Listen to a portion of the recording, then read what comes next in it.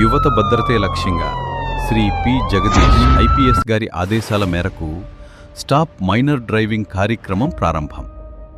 Steering పట్టే వయసు రాకముందే స్పీడ్ పెంచితే అది ప్రాణాలకే ప్రమాదం. మైనర్లు డ్రైవింగ్ ఎందుకు చేయకూడదు అంటే, మైనర్లలో మెదడు పూర్తిగా అభివృద్ధి చెంది ఉండదు కనుక వారు సరైన నిర్ణయాలు తీసుకోలేరు. వారు దూరం, వేగాన్ని సరిగ్గా అంచనా వేయలేరు. అందువలన ప్రమాదాలను ముందే గుర్తించలేరు. ఆకస్మిక పరిస్థితుల్లో స్పందన వేగం తక్కువ. ఎమర్జెన్సీ సమయంలో వెంటనే స్పందించలేరు.